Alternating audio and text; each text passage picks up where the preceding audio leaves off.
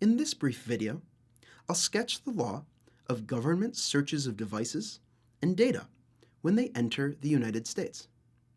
I would encourage you to watch the lecture on the Fourth Amendment in extraterritorial contexts before watching this video. Let me start with some straightforward law. Under the Fourth Amendment, is there a border search exception to the default warrant requirement? The answer, unambiguously, is yes. The Supreme Court and lower courts have repeatedly affirmed that there is a border search exception. Many courts have even allowed border searches dozens of miles from the actual border. Here's a diagram of the Fourth Amendment that I hope is familiar by now. In a border search, the answer to the first question is unchanged. If the government rummages through someone's device or the content of communications, that's a search. It's the second question where the law changes. These border searches are not covered by the default warrant requirement. Instead, they fall into an exception. They just need to be reasonable for some vague definition of reasonableness.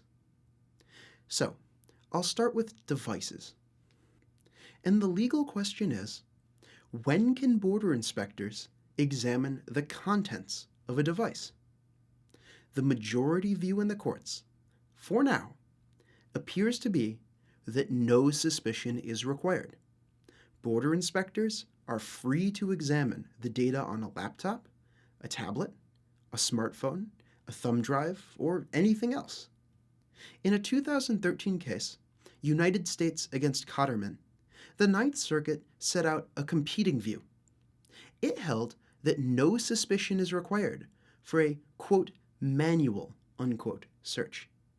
Reasonable suspicion is, however, required for a, quote, forensic, unquote, search. What exactly differentiates a manual search from a forensic search isn't quite clear. The rough idea seems to be that a manual search is straightforward rummaging on the spot, while a forensic search involves shipping a device off to a lab for a thorough examination. So, that's the Ninth Circuit's view. A final view, argued by some legal scholars, is that some level of suspicion should always be required. Proponents of this view emphasize the Supreme Court's 2014 decision in Riley against California. In that case, the court declined to allow suspicionless searches of electronic devices incident to arrest, even though suspicionless searches of physical property incident to arrest are allowed.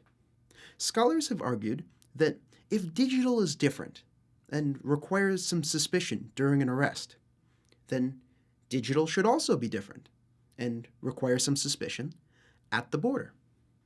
All right, so those are the three main perspectives on border inspections of electronic devices.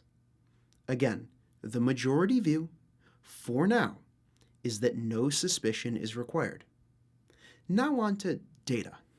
And the question is, does the border search exception apply to internet traffic entering the United States?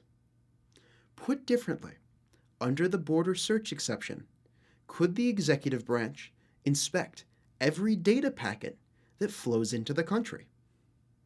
Well, the executive branch has hinted at this view, but it relies much more on extraterritoriality under the Fourth Amendment. The executive branch seems to believe that the extraterritoriality doctrine already allows it to collect one-end foreign internet traffic, including traffic exiting the United States. So the border search exception would be somewhat redundant. It's entirely possible that the border search exception could become an important issue for internet traffic in future. For now, though, it's more of a footnote.